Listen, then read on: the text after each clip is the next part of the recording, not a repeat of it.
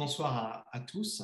Bonsoir Béatrice, bonsoir Frédéric. Merci tout d'abord de m'avoir invité à ce webinaire de Melchior. Je suis extrêmement heureux et honoré d'intervenir ce soir devant les professeurs. Vous le savez, pour ce qui me concerne, j'ai toujours accordé beaucoup d'importance en tant, notamment qu'ancien agrégé de sciences économiques et sociales, j'ai toujours accordé beaucoup d'importance à ce dialogue nécessaire, me semble-t-il, entre l'université et les enseignants de lycée et de classes préparatoires. D'ailleurs, un dialogue qui est dans les deux sens, pas seulement pour diffuser les enseignements académiques, mais également pour avoir ce retour d'expérience. Je crois que c'est extrêmement important, extrêmement nécessaire. Donc, merci beaucoup et j'espère que ce que je vais vous présenter ce soir sera utile à la fois pour les professeurs de lycée, mais également, je crois, de classes préparatoires, à la fois les professeurs de SES et aussi les professeurs d'économie et gestion. Donc, à nouveau, 1000 fois, merci. Je suis extrêmement heureux et honoré d'intervenir ce soir. Ce que je vous propose, comme l'a dit Frédéric, je vais tout de suite vous partager un PowerPoint qui résume un petit peu ce dont nous allons parler. L'avez-vous en ligne? Je suppose que oui. Très bien. Parfait. L'idée, si vous voulez, dans le temps qui nous est imparti, c'est non pas de faire une recension de tout ce que l'on peut savoir sur la concurrence en 1h30. Je pense que ça serait peut-être trop difficile. Je vais me centrer sur deux points particuliers, les points 3 et 4 que vous avez sur ce plan.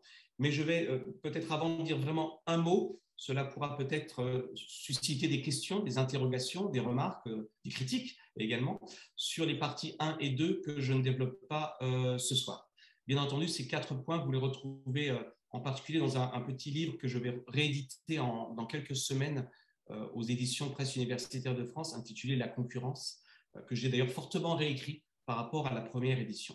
Alors, sur le premier chapitre, qu'est-ce que la concurrence, dont nous n'allons pas parler ce soir? L'idée qu'on peut retenir, me semble-t-il, mais vous la connaissez déjà, c'est qu'en réalité, vous avez deux visions de la concurrence. Alors, elles ne sont pas forcément antinomiques, mais en tout cas, il y a bien deux visions. Il y a une première vision, c'est celle que vous enseignez, nous enseignons à nos élèves, à nos étudiants, souvent, notamment en microéconomie, qui est celle qui consiste à dire la concurrence, c'est quand on est nombreux. Pour qu'il y ait concurrence, il faut qu'il y ait grand nombre. Ça n'est pas faux, c'est même souvent assez juste. Mais il y a une autre vision de la concurrence assez différente, qui n'est pas antinomique dans ses résultats, mais qui est antinomique dans ses hypothèses, qui consiste à dire que la concurrence, en réalité, ça n'est pas tellement quand on est nombreux, c'est lorsque l'on peut rentrer sur le marché. Vous connaissez tous, nous connaissons tous un cas topique qui est celui de ce qu'on appelle un marché contestable. Vous êtes seul sur le marché, mais vous êtes menacé en permanence par l'entrée de nouveaux concurrents. Eh bien, en réalité, vous êtes en concurrence. Alors, pourquoi c'est important, ces deux visions de la concurrence? Et dans la deuxième édition du livre, j'ai rajouté une dizaine de pages sur ce sujet, parce que ça nous invite à repenser la question de la concentration industrielle. Si vous retenez la première définition de la concurrence, tout ce qui n'est pas grand nombre est donc concentration, et la concentration va être contre la concurrence. Un marché concentré ne peut pas être un marché concurrentiel. Et donc, on va retrouver toutes les analyses, par exemple, sur le monopole. Donc, on va tenir en suspicion la concentration. Et puis, à l'opposé, vous allez avoir une autre vision qui va vous dire, mais en réalité, la concentration industrielle, elle est plutôt le signe de l'efficacité de certaines entreprises par rapport à d'autres. Et vous savez, ce débat est absolument capital pour nous, pour vous, aujourd'hui, notamment aux États-Unis, puisque vous le savez, il y a un débat extrêmement intéressant. Je crois que vous allez recevoir, j'espère ne pas trahir de secret, Thomas Philippon dans quelques semaines. C'est un débat extrêmement important aux États-Unis de savoir, mais pourquoi y a-t-il de la concentration sur les marchés? Certains vous disent c'est le signe de la bonne concurrence.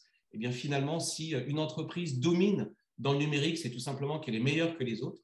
Et puis d'autres qui vous expliquent qu'en réalité, cette concentration industrielle est le signe d'une défaillance de la concurrence. Voilà, donc je ne vais pas plus avant sur cette première partie, mais c'était vraiment important de rappeler qu'en économie, on a vraiment deux visions assez différentes de la concurrence. Il y a un deuxième chapitre que je ne vais pas traiter également ce soir, sauf si vous avez bien entendu des questions auxquelles je me ferai un plaisir bien sûr de répondre. C'est la question des effets. Pourquoi c'est un sujet qui me semble-t-il est capital? Parce que nous avons parfois tendance, quand je dis parfois nous citoyens, c'est moins vrai pour nous qui sommes des économistes ou des sociologues, en tout cas qui avons fait des études d'économie. Mais très souvent, pour le citoyen, la concurrence, ça se résume au fond à un effet, c'est l'effet pouvoir d'achat, c'est l'effet sur le prix. Et ce que j'essaie de montrer dans ce livre, c'est qu'en réalité, les effets de la concurrence sont beaucoup, beaucoup plus larges que le seul effet sur les prix. Alors, bien entendu, il y a beaucoup d'effets pour les consommateurs, élargissement de la taille du marché. Si le prix baisse, les consommateurs vont pouvoir accéder au marché, mais également un impact sur la qualité des produits, un impact sur la diversité des produits, mais surtout, et c'est peut-être le point le plus intéressant du livre, et je pense que cela a dû être traité notamment lorsque vous avez eu la conférence de Philippe Aghion, la concurrence, c'est d'abord une histoire d'offres et pas tellement de demande. En réalité, la concurrence, c'est un aiguillon qui permet d'accélérer les gains de productivité.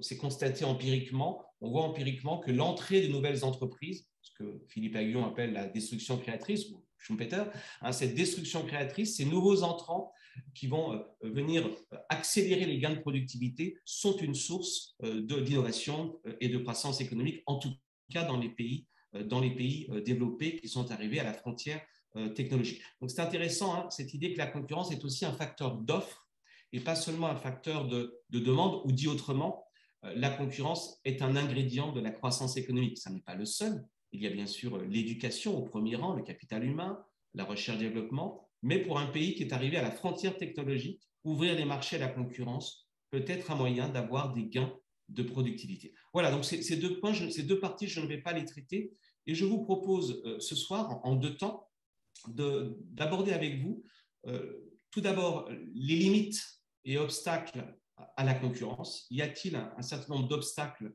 légitimes ou pas d'ailleurs, à la concurrence?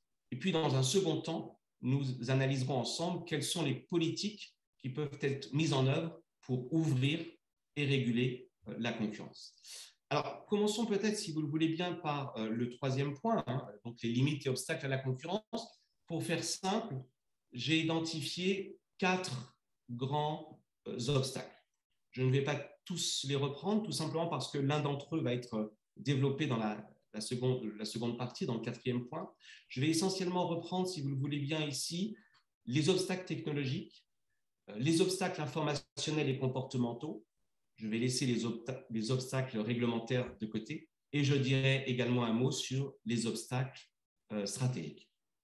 Alors, les obstacles technologiques, je pense que vous connaissez déjà une partie de l'histoire, parce qu'elle est en effet enseignée notamment dans les manuels économiques. C'est bien sûr cette idée selon laquelle, dans certains cas, la concurrence ne peut pas être possible, et non seulement elle n'est pas possible, elle n'est même pas souhaitable pour des raisons purement technologiques. Qu'est-ce que ça veut dire technologique? Typiquement lorsque vous avez des coûts fixes très élevés.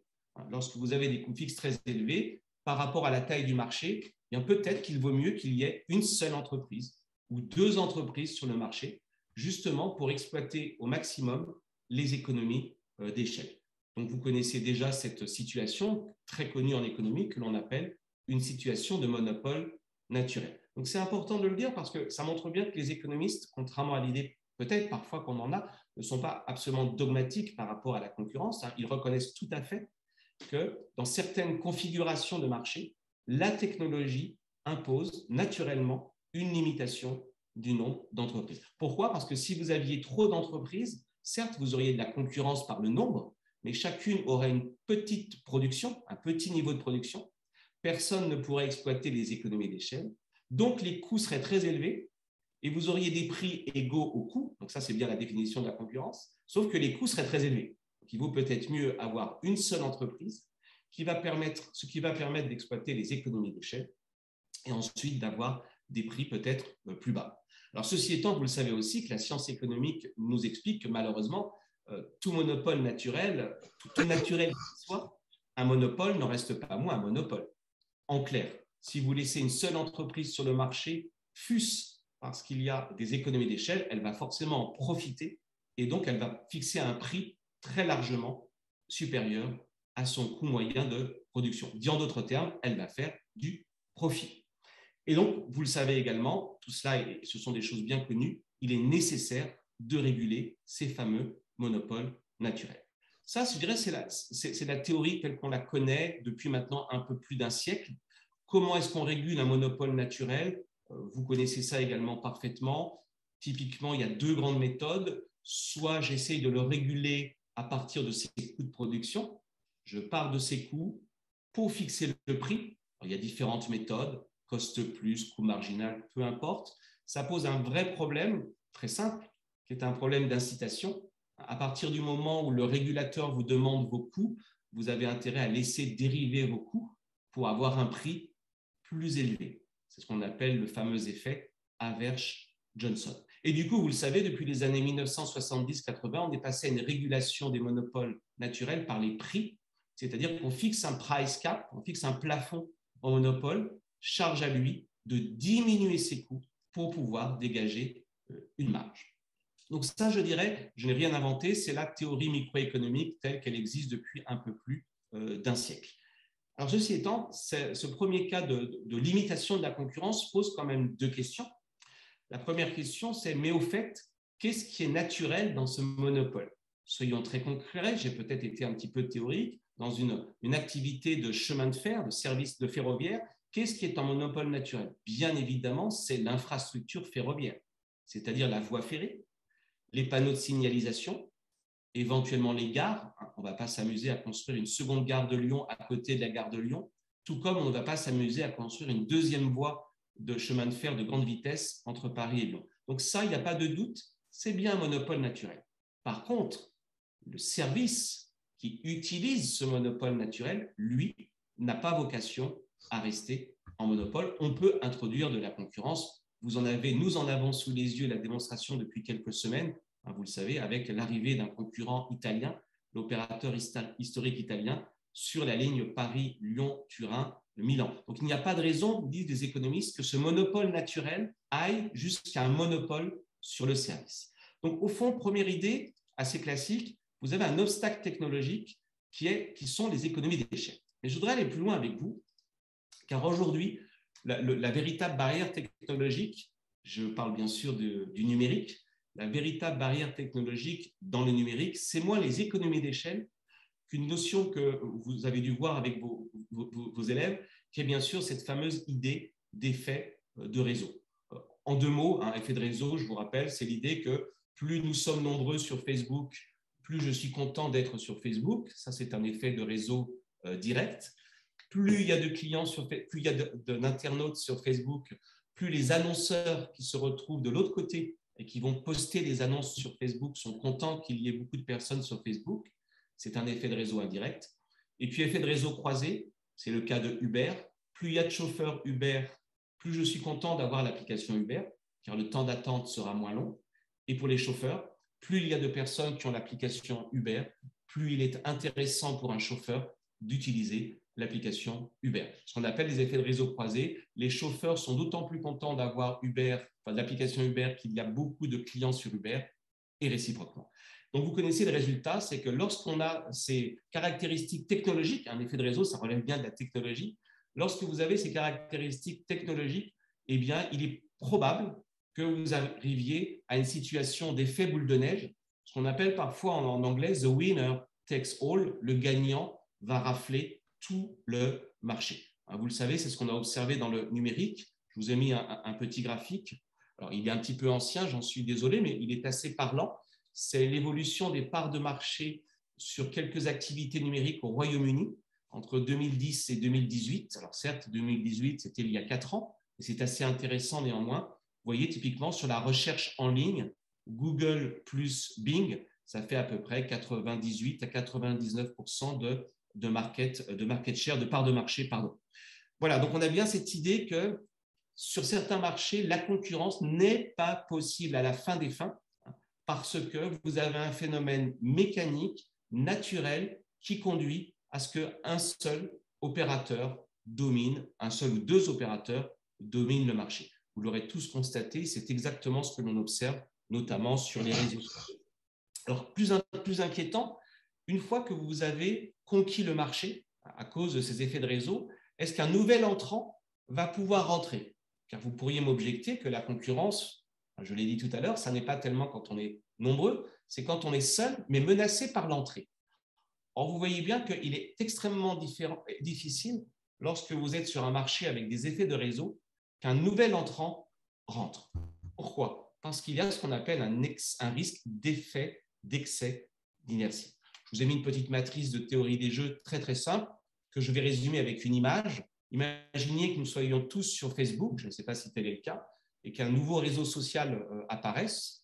Eh bien, nous avons tous envie de changer pour aller sur ce nouveau réseau social, mais le premier qui change, par définition, a perdu toute possibilité de mise en relation avec ses anciens amis sur le réseau social Facebook. Et donc, il va y avoir une situation d'excès d'inertie. Tout le monde attend avant de changer, ce qui fait qu'il est très difficile pour un nouvel opérateur, fût-ce avec une technologie supérieure, de conquérir le marché. Alors attention, dire qu'il y a des obstacles, ça ne veut pas dire que c'est impossible. La preuve, TikTok est entré, vous avez bien d'autres réseaux sociaux que Facebook qui se sont développés, donc il y a des solutions. Le marché est capable aussi d'apporter des solutions. Je ne dis pas que toute concurrence est impossible, en tout cas, toute concurrence est rendue beaucoup plus difficile. Alors, parmi les solutions, je ne vais pas toutes les développer, peut-être que nous y reviendrons dans les questions. Une solution qui passe par le marché, c'est typiquement la différenciation des besoins. On voit bien que les jeunes n'ont pas forcément envie d'être sur Facebook, ils ont envie d'être sur d'autres réseaux sociaux. Et donc, vous allez avoir comme ça, face au principal réseau social que reste Facebook, je crois que c'est à peu près 3 ou 4 milliards d'inscrits, vous allez avoir d'autres réseaux sociaux qui vont se développer. Donc, le fait qu'on soit sur un marché différencié, avec des besoins différents, peut limiter cette tendance à la durée du monopole. Voilà pour ce qui est des obstacles, je remets le plan, des obstacles technologiques. Donc, tout ça pour dire, attention, la concurrence, ce n'est pas toujours possible, ce n'est pas toujours souhaitable, en particulier lorsqu'il y a des économies d'échelle, et à tout le moins, c'est difficilement possible lorsque vous êtes comme aujourd'hui dans le numérique face à des énormes effets de réseau. Le deuxième cas que je voudrais voir avec vous, qui est tout à fait intéressant, parce qu'il est à la frontière de l'économie, de la sociologie et de la psychologie, c'est le fait que pour que la concurrence existe, il faut non seulement qu'il y ait plusieurs offreurs, c'est une condition souvent, sinon nécessaire, en tout cas utile, et il faut surtout que les consommateurs puissent changer d'opérateur. Quand vous faites cette petite expérience à côté de chez vous, il y a sans doute plusieurs magasins dans un rayon raisonnable par rapport à votre appartement, et pour autant, ce n'est pas parce qu'il y a plusieurs opérateurs que vous pouvez passer de l'un à l'autre, parce qu'il y a des coûts de recherche d'information. Il y a des coûts de recherche d'information. Très simplement, vous voulez acheter un pot de Nutella dans différents magasins, il va falloir aller comparer les prix dans tous les magasins. Vous allez supporter un coût de recherche d'information mis en évidence par le prix Nobel George Stigler en 1961. Qu'est-ce que ça signifie très concrètement? Eh bien que le vendeur, il sait très bien que vous n'allez pas aller comparer les autres produits. Pourquoi? Parce que vous allez subir un coût de transport, un désagrément. Et donc, sachant que vous n'irez pas comparer les prix ailleurs, il peut augmenter ses propres prix. Il va augmenter ses prix du différentiel de coût de transport. Donc, en réalité, pour qu'il y ait de la concurrence, encore faut-il que les consommateurs puissent facilement comparer l'information. Vous m'objecterez qu'à l'heure d'Internet, les comparaisons de prix sont beaucoup plus faciles. Ce à quoi je vous répondrai, c'est vrai pour un certain nombre de produits, typiquement les ordinateurs, les smartphones, les parfums. Je ne crois pas que ce soit le cas pour vos courses de la vie quotidienne. Il n'existe pas aujourd'hui un comparateur de prix autour de chez vous qui vous indique quel est le prix du pot de Nutella dans les 4 magasins qui se trouvent à côté de chez vous. Donc, autre problème, pour qu'il y ait concurrence, encore faut-il que l'information, notamment sur le prix, ne soit pas trop coûteuse à acquérir. Supposons même que vous ayez acquis cette information. Vous savez pertinemment qu'il y a un magasin qui est moins cher que l'autre, ou qu'il y a un opérateur qui est moins cher que l'autre, par exemple en électricité, en gaz. Encore faut-il pouvoir changer d'opérateur. Or, vous avez ce qu'on appelle en anglais des switching costs, en français des coûts de transfert, qui vont limiter la concurrence. Alors, ces coûts de transfert peuvent être de plusieurs natures. Je donne 1 ou 2 exemples. Ça peut être des coûts de transfert psychologiques. Vous voulez changer, je ne sais pas, de banque. Changer de banque, il va falloir installer une nouvelle application sur votre téléphone. Il va falloir réapprendre. Ce n'est pas exactement la même manière de présenter vos comptes. Donc ça, c'est un coût psychologique. Si vous étiez fidèle à un opérateur, par exemple de téléphonie, vous allez perdre vos points de fidélité. Bref, la concurrence, ça n'est pas quelque chose qui se fait immédiatement sans coût pour le consommateur. Il y a des coûts de recherche d'information et des coûts de transfert. Vous allez voir dans un instant, dans la quatrième partie ou deuxième partie, l'impact que cela a sur les politiques publiques. Il faut peut-être que les pouvoirs publics réduisent les coûts de recherche d'information ou bien qu'ils limitent les coûts de transfert s'ils veulent stimuler la concurrence. Confère ce qui s'est passé en matière de mobilité bancaire. Toujours dans ce second point, obstacle, après l'obstacle informationnel, les obstacles comportementaux. Vous savez, on a tous fait cette expérience. Lorsqu'on doit changer d'opérateur, on va avoir ce qu'on appelle le fameux biais de statu quo. Je le ferai demain. Je sais bien que je pourrais économiser un petit peu d'argent si je changeais d'opérateur de téléphonie ou bien d'opérateur d'électricité, mais nous avons tous un biais de statu quo qui nous conduit à reporter à demain des décisions qui nous seraient pourtant favorables aujourd'hui. Nous pouvons également être victimes d'un biais de myopie. En d'autres termes, nous allons considérer qu'un produit est moins cher que l'autre. Par exemple, une imprimante est moins chère qu'une autre imprimante, en oubliant qu'en réalité, il faut raisonner sur le couple imprimante-cartouche. Donc, ce biais de myopie est assez répandu, il a été démontré par beaucoup de psychologues. Puis un autre biais très connu, qui est bien sûr le biais de surconfiance. Quand vous allez faire jouer la concurrence, vous vous dites, voilà, j'ai deux offres, l'offre A, l'offre B, et parfois, nous avons tendance, en particulier dans les services, à surestimer notre besoin et à sélectionner paradoxalement l'offre qui est la moins avantageuse. Alors, il y a une étude très intéressante dans l'American Economic Review de Malmandi en 2006, assez amusante à vrai dire, qui vous montre que la majorité des Américains qui s'inscrivent dans les salles de gym sont victimes de ce biais de overconfidence. Peut-être que ça parle à certains d'entre vous. En tout cas, moi, ça me parle. C'est-à-dire, nous prenons un abonnement pour aller dans un club de gym en étant plein de bonnes résolutions et on s'aperçoit qu'en réalité, on n'y va jamais. Il eût mieux valu prendre des cours de gym à la séance plutôt qu'un abonnement. Donc, vous voyez, cette idée aussi que la concurrence, elle ne peut vraiment jouer en faveur des consommateurs que s'ils ne sont pas victimes de ces biais à la fois de comportement et de ces biais informationnels. Troisième et dernier obstacle, et puis j'en aurai terminé pour cette première partie, ce sont bien sûr les obstacles stratégiques. Qu'est-ce que ça signifie, les obstacles stratégiques? Pour qu'il y ait de la concurrence sur le marché, encore faut-il que les concurrents ne mettent pas en œuvre des pratiques qui sont anticoncurrentielles. Je vous en ai énoncé sur ce slide 3, je pense que vous les connaissez parfaitement, et vous les connaissez d'autant plus qu'elles sont au programme, je crois, de la classe de première ou de terminale. Je commencerai par les pratiques, bien entendu, de cartel. Qu'est-ce qu'une pratique de cartel? Vous le savez, ce sont des concurrents qui décident ensemble, en secret, puisque c'est interdit par les lois antitrust, de fixer les prix, de se répartir les marchés dans le seul but de faire comme s'il n'y avait pas de concurrence entre eux. Vous le savez, ce sont des pratiques qui sont parfois assez répandues dans certains secteurs et nous avons des études empiriques tout à fait intéressantes qui montrent en particulier que ces pratiques de cartel feraient monter les prix artificiellement de l'ordre en Europe de 17 à 18%. Donc c'est tout à fait conséquent. Premier obstacle stratégique, les entreprises vont faire obstacle à la concurrence. Je crois que c'est Adam Smith, souvenez-vous, qui nous expliquait que naturellement, deux entreprises sur un marché ont une tendance naturelle à vouloir fixer les prix ensemble, donc des pratiques de cartel qui sont illicites, mais qui causent un dommage assez élevé à l'économie et aux consommateurs. Donc, premier obstacle stratégique, les pratiques de cartel. Deuxième type d'obstacle stratégique, vous avez une entreprise qui domine son marché, et vous le savez, en droit de la concurrence, en tout cas, dominer son marché n'est pas une incrimination, on a le droit d'être dominant. Par contre, quand on est dominant, on n'a pas le droit d'abuser de sa position dominante. Alors, comment peut-on en abuser? J'ai distingué de manière schématique 3 manières d'abuser de sa position.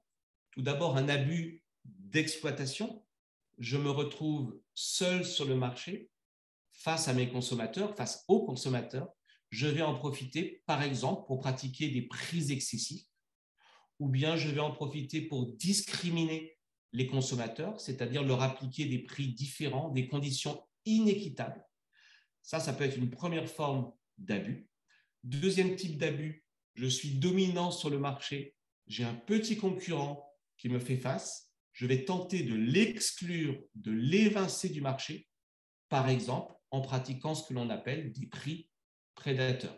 Prix prédateur, le terme est assez parlant, je casse les prix pour qu'il ne puisse pas rester sur le marché, et une fois qu'il a été évincé du marché, je remonte les prix. Donc des pratiques d'éviction du marché. Ce peut être aussi des pratiques de dissuasion à l'entrée. Je suis seul sur le marché, une nouvelle entreprise, pourtant aussi efficace que moi, souhaite entrer sur le marché, je vais l'en dissuader, notamment, par exemple, en dénigrant ses produits. Vous le savez, il y a eu 2 affaires en France intéressantes par lesquelles de grandes entreprises, de grands laboratoires ont dénigré les versions génériques d'un médicament, le but étant de dissuader l'entrée de concurrents. Vous voyez, 2 obstacles stratégiques qui viennent limiter par nature l'intensité de la concurrence sur le marché de manière artificielle. Et puis, dernier obstacle stratégique qui est plus ambigu, plus ambivalent, ce sont bien sûr les fusions-acquisitions. On le sait, vous le savez, une fusion-acquisition en économie a 2 effets. D'abord, elle fait baisser les coûts de production, ce qui est plutôt une bonne nouvelle du point de vue de l'efficacité économique, même si ça n'est pas toujours une bonne nouvelle, notamment pour l'emploi à court terme. Mais de l'autre côté, une fusion-acquisition peut aussi avoir pour objet ou pour effet de faire monter les prix. Et c'est bien pour cela d'ailleurs que les fusions-acquisitions sont contrôlées, notamment dans les pays développés. Et vous avez un cas d'école qui est assez intéressant pour vos élèves, pour nos étudiants, parce que c'est un cas qui est presque un cas limite, extrême. C'est ce que nous appelons aujourd'hui les killer acquisitions, donc les acquisitions tueuses, où cette fois-ci, le but d'une fusion n'est pas de faire monter les prix, n'est pas de réduire la concurrence, c'est une sorte de fusion préventive qui vise à empêcher qu'une nouvelle pousse ne vienne rentrer sur le marché. Le meilleur moyen de ne pas avoir de concurrence, c'est peut-être parfois de le racheter avant même qu'il n'existe pour le faire taire. Nous avons un article extrêmement intéressant que je vous invite à aller regarder sur Internet, qui se lit vraiment très aisément. C'est un article de Cunningham et deux co-auteurs intitulé Killer Acquisition. Ce qui est tout à fait intéressant dans cet article qui porte sur l'industrie pharmaceutique, c'est que les auteurs analysent 35 000 projets de développement de médicaments. Ils regardent finalement ce que sont devenus ces projets de développement pharmaceutique lorsqu'ils ont été rachetés par une entreprise. Et ils obtiennent un résultat assez intéressant, c'est que dans 6% des cas, ce qui n'est pas complètement anecdotique, dans 6% des cas, il apparaît que ces projets disparaissent du marché. Et donc, on ne peut pas exclure que le but même de la fusion était d'empêcher l'apparition d'un produit, voire d'un concurrent sur le marché. Voilà, donc s'il fallait résumer au fond cette 3e partie, je me remets sur le plan, les économistes ont parfaitement conscience, me semble-t-il, que la concurrence, ça n'est pas un univers plat dans lequel, je dirais, tout est fluide. D'abord, il y a des obstacles naturels, moi je les appelle plutôt technologiques. Il y a des obstacles technologiques qui font que la concurrence n'est pas toujours possible. Effet de réseau, effet d'échelle, elle n'est même parfois pas souhaitable lorsqu'il y a des effets d'échelle. Deuxièmement, il est très difficile de faire vivre la concurrence lorsque les consommateurs, c'est-à-dire vous et moi, nous manquons d'informations, notamment d'informations sur les prix, où se trouve le meilleur produit, où se trouve le meilleur prix, ou même lorsque nous avons cette information, il est difficile pour nous parfois de changer d'opérateur parce que dans notre contrat, il va y avoir des clauses de résiliation, des pénalités, et à supposer même qu'il n'y ait pas ces clauses, par notre propre comportement, nous allons finalement faire obstacle à la concurrence. Le biais le plus connu étant celui du biais de statu quo, nous allons attendre.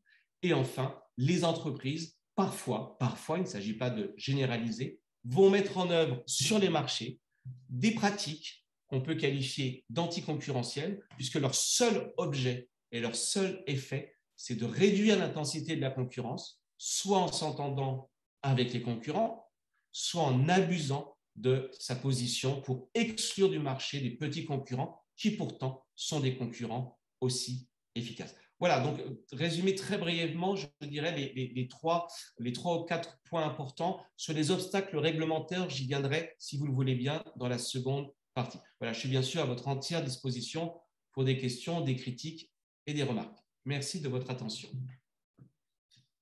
Alors, en effet, quelques questions quand même, comme ça, spontanément. Tu as parlé de la difficulté, voire impossibilité à comparer les prix, en particulier les produits alimentaires situés à proximité. Une des questions est relative au drive et aux comparaisons qu'ils permettent. Toi qui es aussi, au-delà de la concurrence, un spécialiste du low cost, en particulier des magasins tels que Lidl ou autres, est-ce que justement l'avènement de ces drives fait en sorte que finalement le consommateur devient quasi omniscient? Très honnêtement, je pourrais pousser l'étude, mais spontanément, je serais tenté de te répondre. Ça ne résout pas le problème fondamental qui est que tu n'as pas un comparateur de prix, en tout cas en métropole, je crois que ça existe en Nouvelle-Calédonie. Tu n'as pas un comparateur. Lorsque tu vas faire tes courses, fût-ce online, ça ne change rien finalement. Un magasin online, c'est juste un magasin. Hein. Alors, il est online, mais c'est un magasin. Tu ne vas pas t'amuser forcément à aller sur 5 sites différents. Tu vas aller sur un seul site, je ne sais pas, prenons un nom sans faire de publicité, je ne sais pas, Monoprix ou Auchan, sur lequel tu vas faire toutes tes courses. C'est ce qu'on appelle du one-stop shopping, parce que c'est plus commode de remplir un panier. Je parle des courses du quotidien. Et ça, le vendeur le sait. Il sait très bien que tu ne vas pas t'amuser à comparer le prix de chaque item. Supposons que dans ton panier, tu aies, je ne sais pas, 60 produits. Je ne pense pas qu'il existe, je suis même sûr, un comparateur de prix qui te donne à l'instant T, à l'endroit où tu te situes, car on sait, les distributeurs ne pratiquent pas les mêmes prix selon les localisations. Si tu habites à Lyon, à un instant T, il n'est pas possible de savoir à Lyon, à 5 km autour de ton domicile, quel est le prix du Nutella dans les 6 magasins qui sont autour de ton domicile, même si les prix sont en ligne. Ou alors, il faudra te connecter 6 fois à 6 sites différents. Et puis, à supposer même que tu te connectes à 6 sites différents, rien ne te dit que le prix ne va pas bouger d'une seconde à l'autre. Donc, de toute façon, tu n'as pas le fait qu'il y ait du drive, qu'il y ait du commerce en ligne, à mon sens, ça ne règle pas le sujet. Il n'existe pas de comparateur de prix qui permettent d'afficher tous les prix pour la vie quotidienne. Donc, qu'est-ce qui va se passer in concreto? Drive ou pas drive? Et amusez-vous à faire l'expérience chez vous. Moi, je l'ai faite pour une petite chronique dans les Échos il y a 15 jours. Je me suis amusé autour de chez moi à aller comparer le prix du même produit. On parle bien du même. Ce que j'entends par même produit, c'est même marque, même contenant, exactement le même, dans 3 magasins qui sont situés à 200 mètres l'un de l'autre. Il y a des écarts de 20% sur certains produits, ce qui est assez logique. Je reviens à mon histoire de one-stop shopping, parce que justement, comme tu vas tout acheter sur le même site, physique ou online, et que tu ne vas pas comparer le prix produit par produit, le vendeur sait très bien que s'il augmente le prix de certains produits, de toute façon, tu iras quand même chez lui. Parce que le coût de transaction qui consisterait à faire 3 paniers d'achat physiques ou online, c'est quelque chose que l'on ne fait pas. Donc, je dirais que le fait qu'il y ait plus de concurrence avec le drive, oui, tu as raison, ça rajoute des points de distribution, mais ça ne résout pas, à mon sens, ça ne résout pas la question fondamentale qui est en matière de distribution de produits de la vie quotidienne, on va dire distribution de détail alimentaire, il y a quand même des obstacles informationnels qui restent structurellement. La seule solution, mais je ne veux pas dévoiler déjà la 4e partie, elle existe dans un pays, c'est l'obligation d'afficher les prix sur Internet. Ça n'existe pas. Obligation, non pas de vendre sur Internet.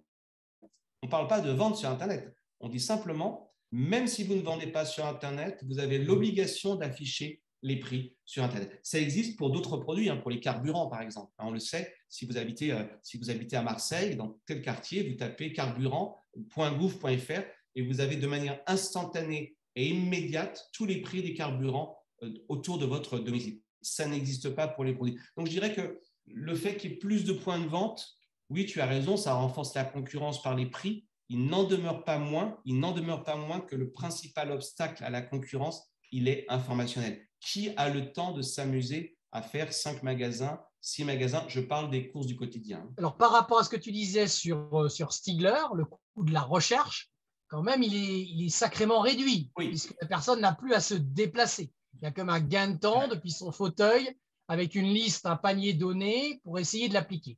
Oui, Mais bon, ça reste encore conséquent, si je t'entends bien. Il n'a toujours pas le prix. Il n'a toujours pas le prix. Alors, tu me diras, si, il suffit qu'il se connecte à 3 sites en ligne. Encore faut-il que les prix ne bougent pas. Tu peux faire aussi du prix dynamique sur Internet. Hein. Rien ne prouve que les prix n'évoluent pas en fonction, je ne sais pas, de l'offre et de la demande. Je ne pense pas que ça soit le cas aujourd'hui. Mais à supposer même, Frédéric, que tu puisses comparer le prix du pot de Nutella sur 3 sites en ligne. Ça veut dire que tu vas faire 3 paniers. Hein, tu vas te faire un panier avec 20 produits, puis un deuxième panier avec 20 produits. Et là, on va te dire, il y a des frais de livraison, monsieur, car vous n'avez pas commandé assez de produits. Donc, si tu veux, tu as quand même un certain nombre de coûts de transaction. En fait, d'ailleurs, tout ça, c'est des coûts de transaction. Et puis surtout, je pense que le prix des produits du panier peuvent aussi se compenser et faire en sorte que le prix global soit assez semblable. Et c'est exactement l'idée. En fait, l'idée, c'est du one-stop shopping. C'est ce que vous allez gagner sur un produit qui sera très compétitif. Vous risquez de le perdre sur un autre produit parce qu'on sait très bien que vous n'avez pas envie, en réalité, de séquencer votre panier du quotidien en 50 achats. Mais là où tu as raison, attention, je parlais, peut-être que je me suis mal exprimé, je parlais des produits du quotidien. Il est évident que Internet a complètement changé la donne sur les coûts informationnels pour les produits durables. Aujourd'hui, celui qui pense qu'il va vendre plus cher un ordinateur de marque standard alors que le prix est sur Internet, par définition, il ne le fera pas. Il ne pourra pas. Nous allons tous sur Amazon, sur d'autres sites, comparer quel est le prix de référence. Ce qu'on a appelé d'ailleurs aux États-Unis l'effet Amazon. Je vais peut-être en dire un mot, c'est très intéressant. Aux États-Unis, il y a un effet, ce qu'on appelle un effet Amazon, c'est-à-dire qu'en réalité, les consommateurs vont d'abord regarder sur Amazon le prix, mais on ne parle pas de produits alimentaires. Hein. Et ensuite, ils vont regarder dans le magasin online ou physique le prix et ils estiment est-ce que la différence est justifiée, non justifiée. Donc là, on voit bien que Internet, pour le coup, pour ces biens durables, ça peut être des livres, enfin, bref, tout ce qu'on trouve sur Amazon, que pour le coup, là, Internet a vraiment réduit les coûts informationnels, notamment les comparateurs de prix. Mais tu vois, ça ne vaut pas, à mon sens, ça ne vaut pas encore pour les produits de la vie quotidienne. Alors, deux autres questions rapidement. Le fait que les entreprises choisissent de passer dans leur prix de vente l'augmentation du coût des matières premières est-il le signe d'une moindre concurrence? Les entreprises faisant le choix de préserver leur marge. Et non, est-ce qu'on pourrait même dire le contraire, hein, si on fait un tout petit peu de microéconomie, si vous êtes en concurrence pure et parfaite, en tout cas en concurrence, hein, la définition de la concurrence, enfin non pas la définition, la conséquence de la concurrence, c'est que les marges sont très faibles. Au fond, c'est ça. En concurrence, les marges sont très faibles. Par définition, si vos coûts augmentent, vous n'avez pas d'autre choix que d'augmenter vos prix. Hein. En réalité, plus vous êtes sur un marché concurrentiel, plus vous avez l'obligation de répercuter. Sur un marché de concurrence pure et parfaite, 100% des hausses de coûts variables seront répercutées. Hein, donc, ça me semble assez logique. Je ne dis pas que c'est bien hein, pour le consommateur. C'est plutôt l'inverse. En réalité, si vous avez du market power, si vous avez du pouvoir de marché, c'est ce qui est en train de se passer, hein, on voit bien que nous n'avons pas encore subi de plein fouet les hausses de prix des coûts des matières premières. Quand vous écoutez les entreprises, beaucoup d'entreprises vous disent quoi aujourd'hui? On a comprimé nos marges. Ce qui veut dire qu'elles avaient des marges et ces marges ont permis d'absorber en partie les hausses de coûts. Donc, en économie, on serait plutôt sur l'idée, au contraire, que plus vous êtes sur un marché concurrentiel, plus tout choc symétrique sur les coûts, je dis bien un choc symétrique sur les coûts, va être répercuté en réalité très vite et par tout le monde. Le fait que vous puissiez absorber un choc de coûts, c'est plutôt le signe que vous avez du market power, du pouvoir de marché. Excusez-moi. Une autre question, plus complexe, connexe. Qu'en est-il des situations de monopsone sur le marché du travail et quels sont les obstacles les plus observés? Super, d'abord bravo pour la question parce que j'avais prévu au départ d'en parler, puis je me suis dit que je n'aurais pas le temps. Non, mais c'est une question fondamentale et s'il m'est permis de la développer un tout petit peu en 2 ou 3 minutes. Donc Monopsone, hein, je rappelle pour tout le monde, même si tout le monde sait ce que c'est, mais pour que les idées soient bien claires, en particulier pour les élèves, c'est l'idée que lorsque vous avez un seul acheteur, un seul demandeur, ce demandeur, par définition, il a aussi du pouvoir. Il n'a pas le pouvoir de faire monter les prix. Il a le pouvoir de faire baisser les prix à l'achat. Et le plus bel exemple de monopsone aujourd'hui, et c'est pour ça que c'est un sujet que je trouve fondamental, c'est bien sûr sur le marché du travail. Si vous avez un seul employeur dans une zone, un bassin local, notamment pour des personnes très peu qualifiées, qui sont très peu mobiles, eh bien, vous voyez bien, si vous avez un seul employeur, cet employeur va finalement avoir du pouvoir sur qui? Sur la main-d'œuvre, c'est-à-dire sur le prix de la main-d'œuvre. Je dirais presque qu'il va exploiter, au sens marxiste du terme, il va exploiter la main-d'œuvre puisque le salaire sera inférieur à la productivité marginale. Alors pourquoi c'est un sujet important aujourd'hui? Vous le savez, aux États-Unis, il y a des études assez documentées qui ont été d'ailleurs, je vous invite à les regarder, qui ont été synthétisées par l'OCDE dans un document en 2020 qui montre qu'il y aurait potentiellement aux États-Unis, sur certains marchés locaux, notamment pour les personnes très peu qualifiées, des situations d'oligopsone ou de monopsone, ce qui revient notamment dans le numérique. En clair, si vous êtes très peu qualifié, vous n'avez pas 50 employeurs possibles, ça peut être McDonald's ou bien Uber Eats ou bien Deliveroo, etc. Et donc, vous apercevez qu'en réalité, ces situations de très forte concentration des employeurs peut conduire à des salaires inférieurs à leur niveau concurrentiel. Intéressant cette question, parce que ça revient à dire quoi? Que si vous voulez faire monter les salaires, en réalité, il faut lutter contre le monopsone. Et certains, notamment Joe Biden, quand vous regardez sa déclaration sur la politique de la concurrence, estiment que la politique de la concurrence devrait aussi s'occuper des situations de monopsone. L'idée étant que la concurrence, on a plutôt souvent une vision de la concurrence comme étant contre le salaire, et là on vous montre que la concurrence ferait monter les salaires, la concurrence entre les employeurs. Et alors, cette situation monopsone, elle est aussi très intéressante. Pourquoi? Parce que non seulement vous avez un seul employeur aux États-Unis, ou 2 ou 3 employeurs, mais ils peuvent même s'entendre entre eux. Ils vont s'entendre pour faire quoi? Pour ne pas se débaucher la main-d'œuvre. Ce qu'on appelle des no poaching agreements, des accords par lesquels tu ne me prends pas mon salarié, je ne te prends pas ton salarié. Pour le coup, on retombe sur un cas assez classique en droit de la concurrence, ça s'appelle une entente. En fait, c'est une entente à l'achat, dans le but d'éviter que la concurrence ne permette aux salariés, aux travailleurs, d'avoir de meilleures rémunérations ou de meilleures conditions de travail. Donc la question est vraiment fondamentale. Elle est aujourd'hui centrale aux États-Unis. Je pense que Thomas Philippon vous en parlera. Il y a un vrai sujet essentiellement américain sur cette question du monopsone sur le marché du travail. Nous redécouvrons en fait en 2022 une vieille idée de John Hicks, un prix Nobel d'économie, qui déjà à l'époque, donc c'était en 1931 je crois, disait au fond, sur le marché du travail, on a des situations de monopole bilatéral, puisque les travailleurs ont toujours le loisir de se syndiquer. Tiens, d'ailleurs intéressant, aux États-Unis, on a aussi ce troisième phénomène, un affaiblissement très fort du taux de syndicalisation. Donc vous avez d'un côté quelques employeurs face à une multitude de salariés, d'auto-entrepreneurs, d'indépendants, qui, eux, n'ont pas de contre-pouvoir de négociation. Donc oui, pour résumer, le monopsone, c'est un vrai sujet de concurrence.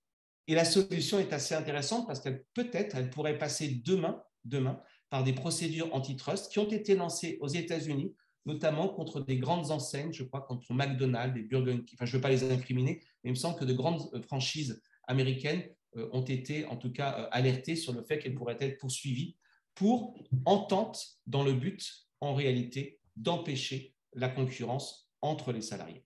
Alors, une dernière question avant de basculer sur la seconde partie, et je la prends pour moi, et là encore plus complexe que les autres peut-être. Ça tombe bien que tu aies pris ce dernier exemple américain.